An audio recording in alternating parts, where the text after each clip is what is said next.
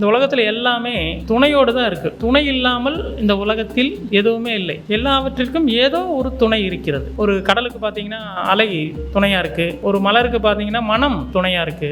வாழ்க்கையில் நமக்கும் துணை தேவைப்படுகிறது. துணை இல்லாத வாழ்க்கையை நம்மால கற்பனை பண்ணி கூட பார்க்க முடியாது. எந்த துணையும் இல்லாத போது நாம் கைவிடப்பட்டதாக உணர்கிறோம். இந்த கைவிடப்பட்ட நிலையைத்தான் நாம் ஆதரவற்ற அனாதையான நிலை அப்படின்னு சொல்றோம். இந்த கைவிடப்படுதல் நிறைய சூழ்நிலைகள் ஏற்படும். ஒன்று, உறவுகளாலே அந்த கைவிடப்படுதல் நிகழும். நம்முடைய வாழ்க்கையில் ஏற்படும் சில மாற்றங்கள் நம்மை மற்றவர்களால் கைவிடப்பட செய்யும். நம்முடைய தாய் தந்தையால, கணவன் அல்லது மனைவியால, நம்முடைய பிள்ளைகளால, நம்முடைய உறவுகளால நாம் கைவிடப்படுகிறோம். இப்ப நாம அவர்களுடைய துணையை இழந்து விட்டோம். இப்படி நம்முடைய வாழ்க்கையில இந்த மாதிரி துணையை இழந்து வாடும் போது தனிமையில் இருப்பதாக உணர்கிறோம். தனிமை என்பது என்னவென்றால் உங்களுடைய விருப்பம் இல்லாமலேயே நீங்கள் கைவிடப்படுவது.